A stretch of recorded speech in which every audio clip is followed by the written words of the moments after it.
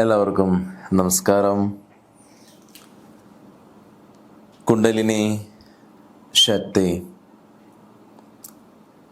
അതുണരുമ്പോഴാണോ മൂന്നാം കണ്ണ്, ആധുനിക ഭാഷയിൽ പറഞ്ഞ തേടൈ ഓപ്പൺ ആവുക എന്നൊക്കെ ചോദിക്കുന്ന പല ആളുകളുമുണ്ട്.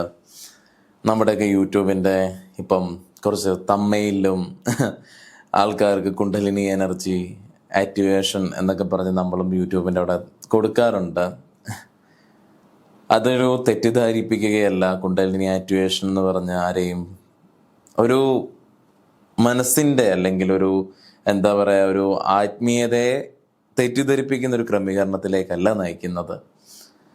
നിങ്ങൾ നോക്കൂ, ഇന്ന് കൂടുതലും ഗൂഗിളിൽ സെർച്ചിങ് നടക്കുന്നത് chakra meditation, kundalini activation, law of attraction, ഇങ്ങനെയൊക്കെ പറഞ്ഞുള്ള നമ്മുടെ ആത്മീയതയിൽ നിന്ന് വ്യത്യസ്തമായി നിൽക്കുന്ന കുറേ കാര്യങ്ങളുമായിട്ടാണ് ആൾക്കാർ അതിനെയാണ് തേടി ഇറങ്ങുന്നത്.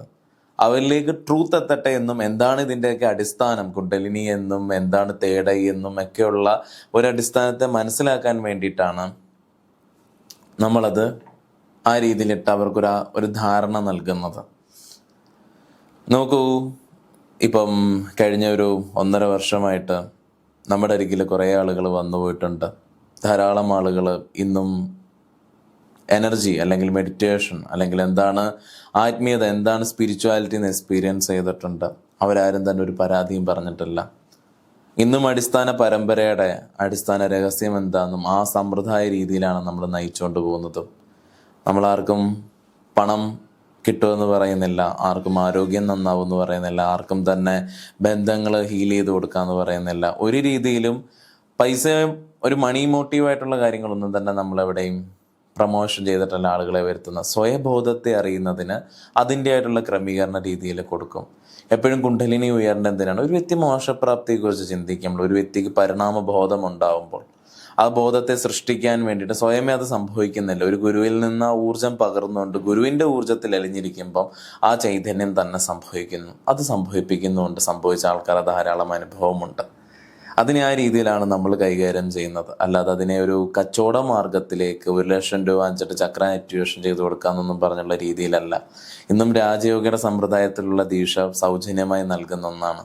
ഇത് ഗുരു പരമ്പരയുടെ അടിസ്ഥാനമാണ്. ഒരു സാധകന്റെ ഊർജ്ജത്തിൽ അവിടെ എത്തിയിട്ടുണ്ടെന്നൊരു ഗുരുവിന് മനസ്സിലാവുമെങ്കിൽ ആ ദീക്ഷ കൊടുക്കും. എന്നാൽ സാധകന്റെ അടിസ്ഥാന ക്രമീകരണത്തിൽ ഭൗതിക ജീവിതവും ആത്മീയ സാധനയിലും ഉയർന്നു നിൽക്കേണ്ട ഒരു പ്രോസസ്സുണ്ട്. അവിടെ എത്തുമ്പോഴാണ് ആ ദീക്ഷ നൽകുന്നത്. സന്യാസം പോലുള്ള കാര്യങ്ങൾ സൗജന്യമായാണ് നൽകുന്നത്. അതെല്ലാം തന്നെ പരിണാമബോധത്തെക്കുറിച്ച് ചിന്തിക്കുന്നവർക്കാണ്. ഇതൊരു തേടൈ ഓപ്പൺ ചെയ്ത് ആൾക്കാരെ അട്രാക്റ്റ് ചെയ്ത് അങ്ങനെ വരുത്തുന്നൊരു സമ്പ്രദായമല്ല. തേടൈ തുറക്കുന്ന എന്തിനാണ്? മോക്ഷപ്രാപ്തിക്ക് വേണ്ടിയിട്ട്, മോചനത്തിന് വേണ്ടിയിട്ടാണ്. അവിടെ കൊണ്ട് ഗ്രഹിച്ചാൽ ഇതിനെ മനസ്സിലാവുള്ളൂ. ഈ 2 കണ്ണുകൾ കൊണ്ട് നമുക്കതിനെ മനസ്സിലാക്കാൻ പറ്റില്ല. നമ്മുടെ ഈ ബോധത്തെ ഇവിടെ നിന്ന് നമുക്ക് എന്താണോ ഗ്രഹിക്കാൻ കഴിയുന്നത്, ആ സൗരൂഖത്തിൻ്റെ പ്രക്രിയയിൽ നമ്മൾ ഗ്രഹിക്കാൻ പറ്റുന്നത്, അവിടെ മാത്രമേ നമുക്ക് ഉയർന്ന ബോധവും നമ്മുടെ കർമ്മ പശ്ചാത്തലത്തിനെ നമുക്ക് അറിയാൻ പറ്റുള്ളൂ. അപ്പോൾ അതൊരു സാധ്യതയാണ്. അല്ല നമ്മുടെ യൂട്യൂബ് ചാനലിലെ തമ്മയിലിട്ടുകൊണ്ട് നമ്മൾ തേടൈ ഓപ്പൺ ചെയ്യുന്ന മാസ്റ്ററൊന്നുമല്ല. ഞാൻ എന്നിൽ സാധ്യമായ എന്താണോ അത് ഞാൻ നിങ്ങൾക്ക് നൽകുന്നുണ്ട്. അത്യാവശ്യം നിങ്ങൾക്ക് ജീവിതത്തിൽ വിജയിക്കാൻ മടിയില്ല എന്നുണ്ടെങ്കിൽ, നിങ്ങൾക്ക് അതിനോട് ആഗ്രഹമുണ്ടെങ്കിൽ, ഭൗതികത്തിന് എന്തും ജയിക്കാൻ പറ്റും. അത് ആരോഗ്യത്തിലാണെങ്കിലും സമ്പത്തിലാണെങ്കിലും ബന്ധത്തിലാണെങ്കിലും അത്യാവശ്യം കഴിവ് മാത്രം ഉണ്ടാക്കിയെടുത്താൽ മതി. എന്നാലൊരു ആത്മീയ ഗുരുവിൻ്റെ ആവശ്യം എന്തിനാണ്? പരിണാമത്തെക്കുറിച്ച് ചിന്തിക്കുമ്പോൾ നിങ്ങൾക്ക് കിട്ടാത്ത, നിങ്ങൾക്ക് മെറ്റീരിയലായിട്ട് നിങ്ങളുടെ പഞ്ചേന്ദ്രിയങ്ങൾ കൊണ്ട് നിങ്ങൾക്ക് നേടാൻ പറ്റാത്ത എന്താണോ അതിലേക്ക് അടുക്കുമ്പോൾ, അല്ല അതിലേക്ക് തേടി വരുമ്പോഴാണ് ഒരു ആത്മീയ ഗുരുവിൻ്റെ ആവശ്യം. അത് നൽകാൻ ഗുരുവിന് സാധിക്കും. അത് നിങ്ങളിൽ അനുഭവിക്കുവാനും ഒരു സ്ക്രിപ്റ്റിംഗ് ഇല്ല, അവിടെ ഒരു തരത്തിലെ നാടകീയമില്ല, ഒന്നുമില്ല. അത് നിങ്ങളുടെ ഉള്ളിലാണ് സംഭവിക്കുന്നത്. അതിൻ്റെ കാരണക്കാരനാണ് ഗുരു. അത് നിങ്ങളിൽ ഇരുന്ന് അനുഭവിക്കുകയാണ് നിങ്ങൾ. അതാണ് ഒരു ഗുരുവിൻ്റെ ദൗത്യം. അത് അനുഭവിച്ചവർക്കേ അതറിയാൻ പറ്റുള്ളൂ. അത് കൊടുക്കുന്ന ആൾക്കേ അതിൻ്റെ സത്യാവസ്ഥ പറയാനും പറ്റുള്ളൂ. അതാണ് ഇതിൻ്റെ രീതി. കുണ്ടലിനി ചൈതന്യവും തേടൈയും എന്നൊക്കെ പറയുന്നത് ഊർജ വ്യവസ്ഥയുടെ പല വ്യത്യസ്തമായിട്ടുള്ള ഘടകങ്ങളാണ്. അതൊന്നും ഒരിക്കലും കാറും വീടും അല്ലെങ്കിൽ സ്വപ്നലോകത്തെ കാണുന്നൊരു പ്രക്രിയകളല്ല, ഭാവനയല്ല.